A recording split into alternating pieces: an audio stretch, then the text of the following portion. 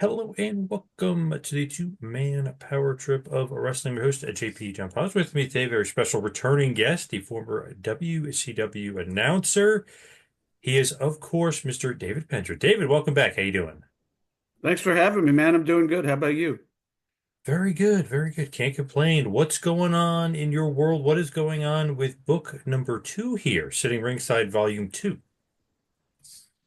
Yeah, uh, guy wanted to divide it into two books, and so we got give us a lot more bang for a buck in each book.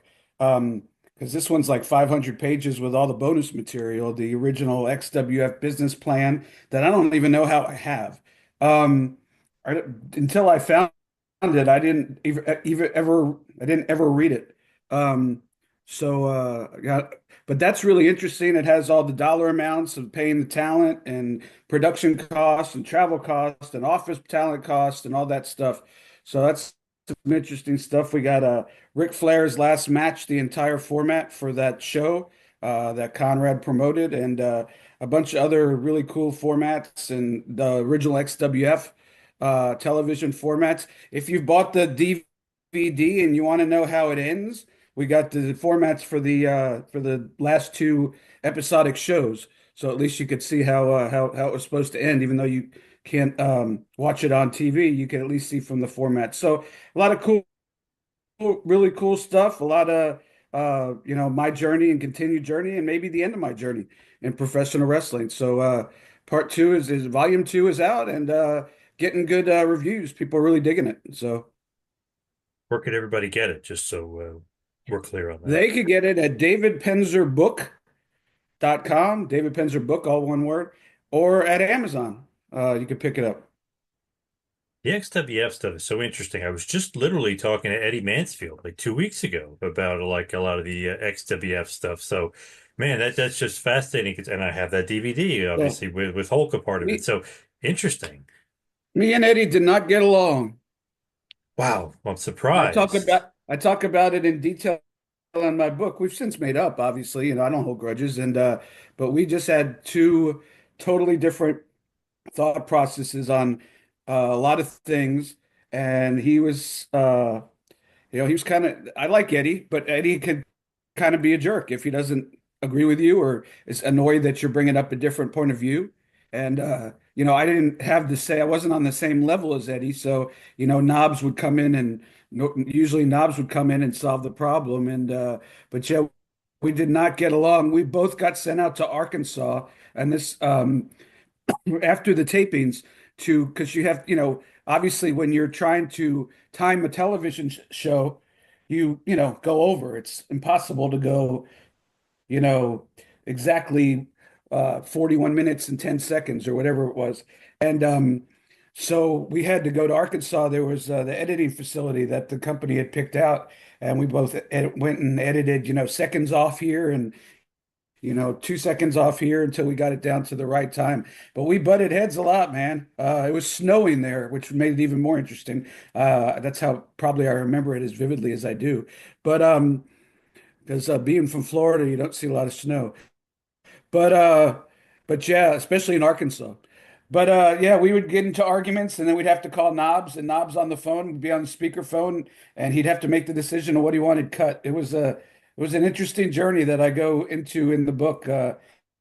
But Eddie and I have since made good, and I haven't seen him lately, but I used to see him at this thing that they did in Fort Lauderdale in Tampa area called Championship Wrestling from Florida Legends Lunch, and I used to see him there. Then I heard that he had passed, but then that I heard that that was wrong. So I'm glad he's still with us, and I hope he's doing well. Yeah, that was a hoax. I don't know why they picked Eddie Mansfield of all people to do that, but I did text him. I wanted to see if he was still alive at that point, and he was obviously. And I just obviously talked to him a couple weeks ago too. So yeah, that was a weird one. Like, why would they pick him of all people? They actually just said the same thing about Black Bart, and he's still alive. So weird when they just pick random like old timers Yeah. and old school guys, and they just say the I thing. didn't even think to text Eddie. I mean, why would you say something like that if it's not true? So, and why would people put it on unless they've confirmed it? I understand it's one thing well, with Twitter now, you don't have to confirm anything. So I guess, or social media. in general. So, so yeah, but I was glad to hear that he is still with us, and I'm glad to hear he's doing well. I might give him a call just to talk about the old days since you brought it up. Yeah, that'd be a great idea. I'm just curious with XWF, where was it supposed to go, just as far as like TV wise? Like, was it supposed to go to NBC or like what was the end game? Well, they were very coy with most of us, other than, the people, the money people, obviously, uh, knew inside info, and Knobs and Jimmy Hart had some inside info. But even I think they got kayfabed a little bit by the money guys. But I got called and I was offered $1,000 a week to be in charge of talent relations, help with creative, help with production, jack of all trades, and which is what I thrive to do after if you read the first book, into my short foray into helping to uh, uh, book and produce WCW Saturday Night with Jimmy and Arn Anderson and Tony Schiavone. So, that was what I really wanted to do. I love to ring announce and still do, but Jimmy Hart over the years has given me so many opportunities and included me on everything he did, from jumping into a executive producer seat in Memphis on live television, which I had never done before. But the guy that they had didn't even know anything about wrestling. He was a news guy. So Lawler threw me in there, and uh, he actually said I did a good job, which for Lawler is Lawler doesn't give a lot of compliments, so I took that as a huge compliment. But that's that was my passion, and helping to run, helping to book, helping to execute, produce, and deliver. And Jimmy gave me so many opportunities to do that. So, even with Brooke Hogan's soundstage showcase that me and Jimmy produced, and which led to me agreeing to be Brooke's tour manager, although she never went on tour. But we talk about that in depth in the book as well. But yeah, it's some of the favorite things I've done in the business. I've done in association with Jimmy Hart. Man, it's just one of Oh, and those. the answer to your question is, sorry, I get off on tangents. The answer to your question is, they called me and they said, "Yeah, we want you to come in, and we're going to fly you down until we move you guys down." So for the first couple of months, I flew down from Atlanta to Tampa, stayed in a hotel, and so I don't ask any questions. I just assumed that if they were putting all this money into it, they had some sort of backup plan, plan B or plan C. Maybe they were looking for a better one. Uh, but unless as far as I know, they never had a plan. Their plan was to tape TV and shop it around, which they did. But the problem was twofold. Is that after the XWF tapings were produced, Vince grabbed a lot of our talent, which made the tapes not really worth anything anymore. I mean, you could show the quality and stuff, but no more Kurt Hennig, no more Hulk Hogan, no more Jerry Lawler, no more Bobby Heenan, no more Mean Gene. That's how you try to sell something that doesn't really exist anymore. Because we couldn't sign them all to guaranteed contracts. And so then the other thing was Turner Broadcasting had just canceled what was still a relatively popular wrestling show in Monday Nitro. It was a top 10 wrestling show. Now the company was losing money as a whole, but it was still a very well rated, highly rated cable show. And so if I'm a television executive and I have a wrestling company coming to me, my first thing is going to be that if wrestling's so great, why did Turner Broadcasting just totally cancel one of the top 10 weekly shows on all of cable television? So, and that's TNA was in that same boat where they had to go to the weekly pay-per-views because so I don't know if the XWF people in charge just misjudged the moment, or if they had a plan B and it never happened. But I think I'd have heard that by now. So I'm pretty sure they just thought that they could get it on television with all the context they had. Unfortunately, it was seen wrestling at that point was seen as a damaged product after the WCW fiasco.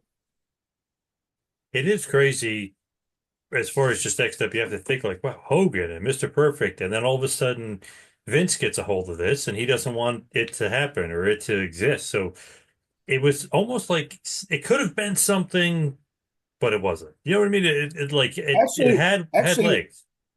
Lawler had gotten fired like 8 months before. I forget why, saying something or there was a disagreement with his girlfriend. I forget what it was, but had gotten fired, and he really liked his job in WWE and had a good time there, and I'm sure made good money. And he kept trying to get his job back and throwing out doing interviews saying I'd love to come back and blah blah blah. And he came to the tapings the night before to the hotel, and he said, "Guess what? Vince called me and offered me a contract." And uh, he said, "I'm going to take it." And so, but he said, out of respect to you guys and the fact that I have a signed, executed contract that I have to do these tapings, I'm going to do these tapings, but I'm not going to be able to continue moving forward because I start with Vince next week. And so, hey, we helped a lot of people get their gigs in WWE back. So I'm glad we were able to accomplish something. Really, we accomplished a lot more than that. We showed that wrestling can still be produced in a fun way, family fun way, with celebrities intertwined, with legends and cruiserweights and young stars and existing talent. And I think to this day, I know that I am, and I know that Knobs and everybody involved, Jimmy, are all very proud of what we accomplished. It just didn't get picked up. When you look at XWF, it does seem like it was going to go right more like the soundstage, like the WCW Saturday Night kind of way, right? Like that's kind of the direction it was going to be more like a studio show. Well, Jimmy was always a big soundstage guy. Jimmy was the one who helped Eric get Disney and then moved to Universal. Jimmy got that same soundstage at Universal for the XWF, and then I'll never forget when TNA wanted to maybe try and move there from Nashville.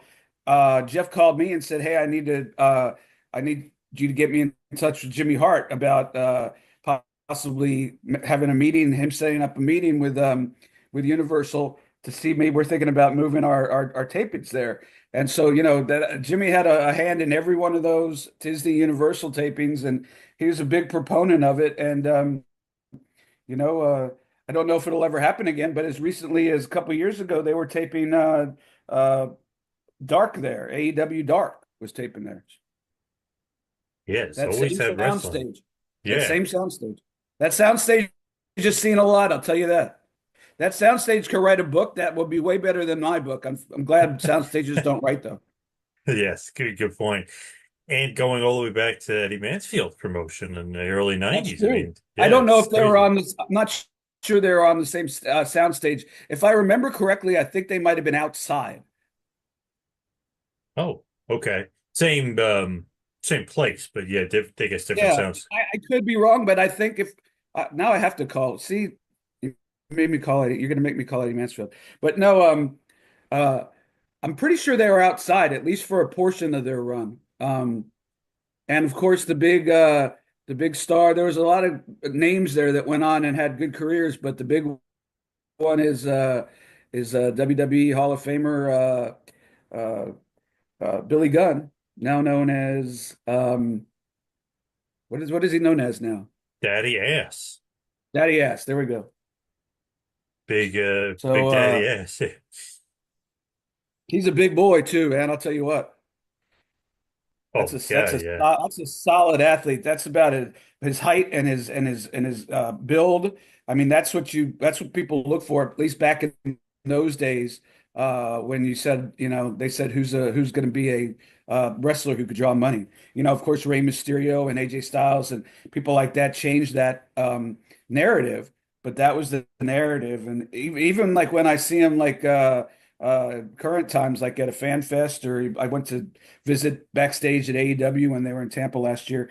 I'm just still amazed on how big on how tall and jacked he is. It's incredible. Yeah, he's in unbelievable shape. He's one of those guys, like when you meet him in person, he's way bigger than you think. Some wrestlers you meet them, you're like, oh, he's smaller than I thought he was, Yeah, no, that's what I'm certain guys. saying. Yeah. That's what I'm He's saying. Every time I see him, and it's not often, but he it surprises me every time. I'm like, geez, forgot how fucking big you are. Excuse my French. I said to him once, I said, how come they used to say you were 6'3"? Like when they would say he goes, I don't know. He said he was perplexed by it too. He says because probably the way he bumped, like he bumped around like a smaller guy, but he's got to be 6'5.5", something like that. I mean, he's just huge, huge guy. But he was just saying with the way he bumped, I guess they kind of were saying he was shorter than he was. I said, man, that's kind of opposite of what they would normally do. I don't know. I'm just thinking off the cuff here, but it might also had something to do with the fact that they didn't want to make Road Dogg seem short. Could be, could be. And even Bart Gunn, who was shorter than him. I mean, still a huge guy, but was shorter than him. Maybe they wanted the brothers to be equal too when they were the smoking guns. Yeah. But yeah, Yeah, for sure. he's an absolute monster. As I'm sitting here thinking about your post WCW run, I'm actually in my office here looking at a picture of Rowdy Roddy Piper at a book signing. And he was obviously with you that day at this book signing as you kind of set it up for him. Man, could there have been a nicer guy I've met? Uh, maybe Hogan, but I would say Piper one and two with Hogan as far as maybe the nicest wrestlers I've ever met. Piper was the warmest guy. I mean, he every person who'd come on that book tour, and we did 45 days in Billy Ray Cyrus's tour bus, and there's a chapter and a half in there of all the scoops and how it went down and how we got to surprise everybody uh, at the TNA in Nashville at the fairgrounds, but and how that came about and how it was like sort of the intermediary. So that's all told. But the short version is he was a businessman, and he expected things to be done the way he wanted them executed. But with the fans especially, the warmest guy, he would get up and he would shake everybody's hand, but not like just shake their hand. He'd shake it with both of his hands, and he'd be like, "Hi, thank you so much for." And he wasn't. He didn't. I've seen people like that, and a lot of them, some of them are full of crap. He's not full of crap. He wasn't full of crap. He was a very complicated guy, and from what little I know about his, first, 14 years on this earth. Uh, and I don't know a lot of specifics, but he never went into his life, even in the book or talking about his life. It started when he was 15 years old, homeless, and, and became a pro wrestler. So you can't only imagine how he might have gotten there. So for the guy to be even functional, let alone one of the better professional wrestlers, professional talkers, engaging people is just amazing. There's a ton of insight. If you're a Roddy Piper fan alone, you want to buy this book at davidpenzerbook.com. There's a ton of insight into my about almost 60 days on the road with Roddy Piper. Man, when I met him, I couldn't believe how nice he was. What are you doing for Thanksgiving? How's your family? Yeah. What a nice guy. I was like, man, is this like the same guy who might be one of the most famous wrestlers of all time? Like, wow, what a nice, like, sweetheart of a man. Yeah, I mean, when I first went on the road with him, I was like, one of these days he's going to have a bad day, and he did, but he never took it out on the fans. There were days he was like, "All right, let's get this stuff over because this day sucks and I can't wait till tomorrow." But once he walked in there, everybody got the same treatment you got. Um, so yeah, he's a consummate professional and super guy, and very interesting, a little complicated. And the funny part about it all is like him and Terry Funk were my two favorite wrestlers growing up.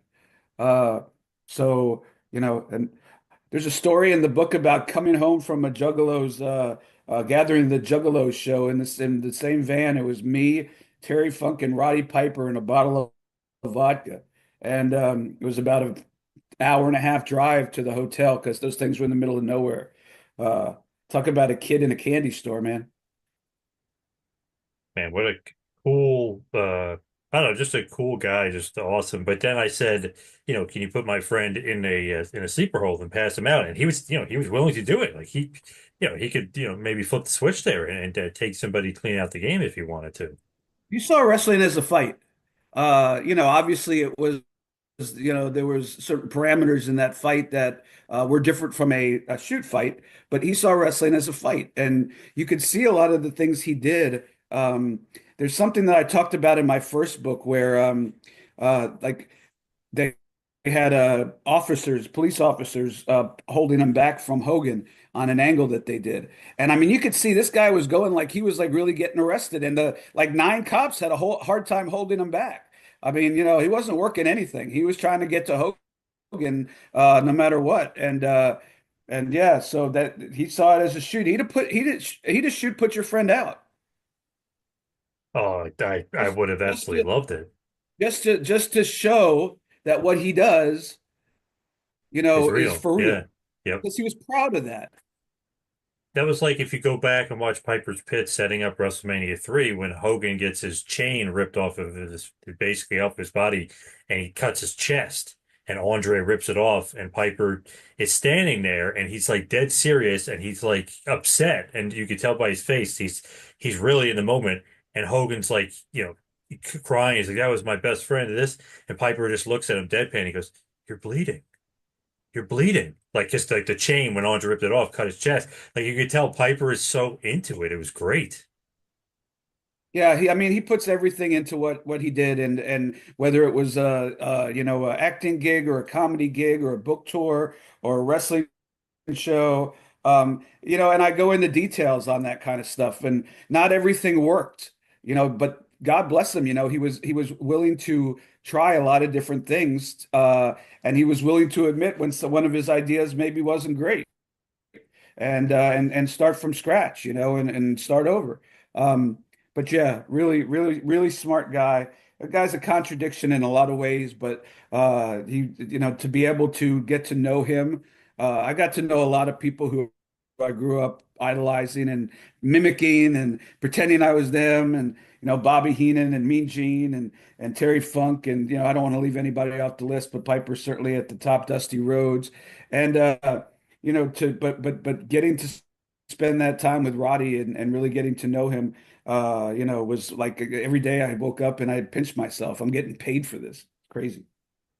So cool. Now, completely changing gears here and going into a completely different topic because Guy had emailed me. He sent me an excerpt of the book and it was about Chris Benoit. So I was like, oh, this is very interesting. Let's see what David has to say about it, Benoit here. And kind of, I wouldn't say controversial because obviously I was buddies and so were you, really good friends with Kevin Sullivan. And we heard a little bit more maybe than what was said in the public about maybe Nancy Benoit and Chris Benoit, not to be controversial at all, but you have some interesting points about Benoit in the book. I was like, wow, like I'm happy somebody went there, if you know what I mean. Like I'm happy that Yeah. it And very honest. it was a really hard decision. I had never gone there before, other than maybe just speaking to individual talent to try to explain what I saw that they didn't, because he was very good at hiding his flaws, and he had a lot of them. Um, and But when you're out on a social scene with your wife and my wife and me and Fit Finley's wife and Fit and Dave Taylor's wife and Dave, and you're all drinking and carrying on, and then the girls get to talking, and I saw things and cracks in him and things that happened that really only the 12, 14 of us saw that were with them, and Grunge and his wife, and I never said anything to anybody. It was never my place. Never in a million years did I think what would happen happened. Uh, but he definitely saw that we were seeing a part of him that he didn't want anybody to see. When it actually happened, we didn't even, none of the little group that we were got together, and we still got together after Chris and Nancy kind of went away on their own, kind of pulled away. But none of us knew that he had moved to that compound with the fence and I mean, we didn't know that. They went into, I want to say hiding almost, because I think that we unfortunately saw the some parts of Chris that Chris didn't want anybody to know. And not only that, but the only person they were comfortable talking to about their issues was Johnny Grunge. Johnny Grunge was friends with both of them at different times, and then friends with both of them together. He was could I use the F word? Yeah. He was a Grunge, and I love Johnny Grunge. I miss him to this day. Was a lovable fuck up. So it's like you could go to him because he's not going to pass judgment. The problem was Johnny Grunge would hang up the would fit, talk them down, and then he'd call me and tell me everything that was happening. And God knows who else he told. I don't know for a fact he told everybody, but anybody. But I still think that if Grunge was alive, that Daniel and Chris and Nancy would be alive because they whatever happened with them, they'd have gone to, Nancy would have gone to Grunge's place, or Chris would have gone to Grunge's place, and he would have talked them all down, and it would have just been another episode. But yeah, when I heard the news, there was no doubt in my mind that there was no outside intruder or any kind of murder for hire type thing. That I knew exactly what went down, and that I didn't know exactly, but I knew that it was just three people in that house, and one of the two of the adults committed a horrific, unspeakable act. And I talked down a lot of wrestlers. Chris Jericho, I could remember him on the phone for hours right after it happened, wanting to try to understand it. He never saw that side. There was a few other people who saw that side. Now, it was in that group, and Regal will deny it. He has denied it in the past, but if you go back and look on when they were having the tribute to Chris, he says, everybody talks about Chris the person, Chris the wrestler. Regal says, I don't want to talk about Chris the person. We could do that at another day. I want to talk about Chris the wrestler. At the time I said, see, he because he's in that Peachtree City clique, as they called it, Peachtree City, Georgia. But after he got released from WWE a few years ago and started doing a podcast, he claimed that that's not what he meant. And you know what? Who am I to say? But there was a small, maybe 25, 20 people who had a good idea what happened in there. And God, did the press bombard us. Oh, we got bombarded for, CNN and Dateline NBC, and I didn't want anything to do with it. And I remember, Nancy Grace and other people in the media really ran with some crazy crap. As if the story isn't crazy enough to get ratings, you're going to make it even more insane. And they had some success with that until the story ran its course and they moved on to the next ratings thing. But yeah, it's a whole chapter. It goes in depth on my feelings, and even, watching my feelings, watching the dark side of the ring, and having to pause the picture at one point because my wife said to pause it. She went upstairs, and what she came down with blew my mind. So, there's a lot of insight into Chris, and I didn't know whether to write it or not, but I know stuff and new stuff that very few people knew, and I'm given a platform to tell people about my life experiences in the wrestling business and a little bit outside.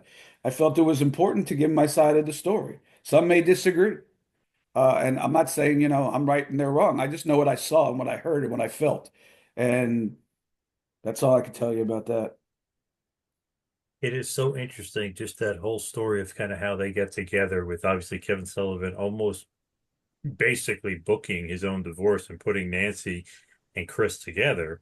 I mean, what a weird and just crazy story between those, even Yeah, and just from the beginning. they tried to sell it as a shoot. And obviously it started off as a work, we all know now, but I'll never forget we were in New Orleans at the hotel bar after and Chris and Kevin got into a fist fight. And afterwards, Kevin went back to his room, and Nancy and Chris were going out to the diner to get breakfast. It was like 2 in the morning. And they asked me and Pee Wee if we wanted to go with them. And so, it was a little uncomfortable, but we went and, had our eggs and uh, potatoes and all that. And I'll never forget at the end of the meal, Nancy said, could I order something to go? And she ordered breakfast to go. And she said, she said, do you have a sides of hot sauce? And the waitress said, yes. I said, will you put like 20 hot sauces in the to-go container? And I looked at Nancy and I smiled and I said, you just blew it because Kevin put hot sauce on everything in like huge amounts. So basically, if I might have bought that she was bringing something back to eat in the morning, but once she talked, she soused off the hot sauce. So me and Pee Wee knew from the very get-go, but we never told anybody. And then, like you said, it ended up being reality. Kevin and Nancy were having their issues, so it wasn't totally surprising. But yeah, life imitates art sometime, and this one it did. And unfortunately, I wish it didn't. Just a crazy thing. I mean, maybe the craziest thing ever to happen in wrestling with Benoit. I mean, man, he It's up went there. from like, having arguably, a legacy of being one of the greatest wrestlers of all time as far as in-ring was concerned. He had, the WrestleMania moment with Eddie. It's just crazy to think like that. And then at the end, he's basically thou who no one can mention in WWE. He's not allowed to be mentioned. They can't mention he won the Royal Rumble. I mean, it's just crazy just what happened to this legacy. Well, when you decide to kill your wife and your young son, and then you kill yourself because you're a coward, I don't think you deserve a legacy. I don't care how great you were and how many great matches you had. You've blown that legacy to shreds, as far as I'm concerned. And um, so the less said about it, the better. And that's one of the other reasons I really struggled with whether to write that chapter or not, is because I didn't want to bring it back up into the mainstream. But like I said, you know, Guy really encouraged me to do it. And Guy is my sensei on this book journey. Without him, none of this would have ever happened. And not even close, as far as me releasing books with, all this extra content and my story. And he thought that if I was going to tell my story, that people had a right to know that part of it. So I did. But yeah, it was a shame. And I so wanted to call somebody in WWE when I saw they were celebrating him that first night, but it wasn't my place to say. I knew what happened, but wasn't my place to say. And maybe, God forbid, I was wrong. Jesus. So I just kept my mouth shut, as you learn to in this business a lot. It's just crazy. But like you kind of, put in the book or put in the excerpt, the chinks in the armor, you saw them, they were there. Maybe some other people didn't, but you kind of were well aware. So I'm really grateful that you're bringing it up in the book, because that's, a controversial topic, but it needs to be brought up, especially because you were, so close with them. Yeah, it's crazy. I mean, there it could have been so many other people, but it was just this group of 12 of us who all lived in the same city and all worked for the same company and all loved the wrestling business and music and drinking. And, we'd go to concerts together. And, like I said, those chinks in the armor started showing, and they pulled away quicker than you could say, pull away. I mean, we never saw them again. And, but, I would get the updates through grunge. And so, unfortunately, I knew more than everybody else did at that point. So, it was pretty obvious what had happened. But I almost wish I didn't know any of that. I wish I was just as surprised as everyone. But that's not the way the story goes. So I have to deal with what I was dealt, and that's what I was dealt. The inside story on that craziness. So as we start to head towards the wind down here, we head towards the finish. Give us like a big push for the book, just as far as why it's different than volume one, why people would be interested in it. Not just obviously we're talking about because the Piper stuff is awesome and the XWF stuff, but everything else as well. Well, I mean, it takes you through my journey. We do a whole chapter about my time at TNA with me, Mike, and Don, and the different people that would come in and hold court with us in the uh, in the executive room where the booking meetings were, and just talk about everything that happened through my time in TNA and my perspective, just like WCW. It's my perspective. Um, and then the end. The end was just about a year ago, final resolution in Canada, when I knew I was finishing up, and Scott brought me up there, and what was supposed to be a say goodbye to pay tribute to Impact Wrestling, because the next show was going to be TNA again, ended up being a pay tribute to David Penzer. In my wildest dreams, I could have never imagined. And if I never do another thing in this business again, I'll always be grateful. And we talked about a few people that I wasn't very happy with, and and my conflicts with them. So if you like the if you like the National Enquirer stuff, then you could get for that. But I would say just if you like the first book, or if you haven't even heard of the first book, you could buy both. You could start with the first one or the second one. They're pretty much standalone. And what I'm really proud of is the bonus material. Who else has the? I've never seen anybody have a format for the entire Ric Flair's last match show in that from Nashville. I mean, you get insight and finishes and all the production notes. I mean, it's stuff like that. You got the same thing for the Rich Swann versus Kenny Omega unification match that we did in Nashville in a empty studio during COVID. How my return to during COVID came about, and how it helped me really keep my sanity. There's just a lot in there that I think it's not a heavy duty read. It's a pretty casual read, but I'll be honest with you. It's combine the bonus material and the writing style of Guy Evans is what makes it. My story just happens to be the one he's telling. Uh, but the backup material and the way he creates a narrative is just incredible. And if you liked Nitro, if you liked maybe Eric Bischoff's second autobiography that guy wrote, if you like my first book, it just keeps going from there, and it's just his style. And I tip my hat to him, the greatest wrestling writer alive right now.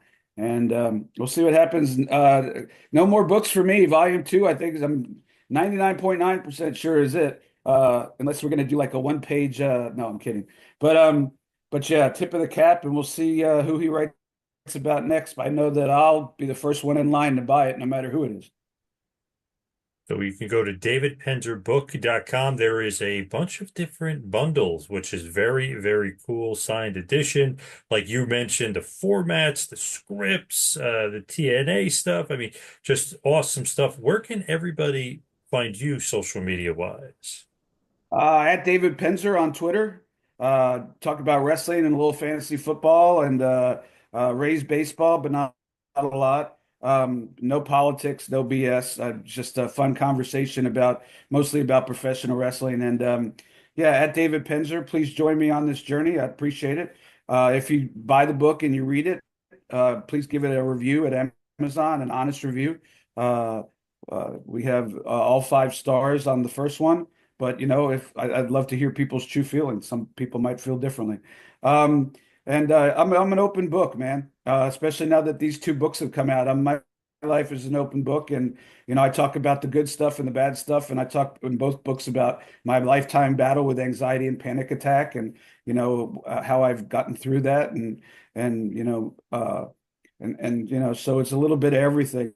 There's a little wrestling, there's a little me, there's a little mental health, there's a little and a lot of inside baseball stuff in those bonus materials. So yeah, if you want to get one of those bundles, if you get a copy of Ric Flair's last match, that final page where he had that last match, you could get Flair to sign it, Jeff Jarrett, Jay Lethal, even Andrade, and that's a collector's edition. If you could get even some of those signatures on that format, and it's never been released before him.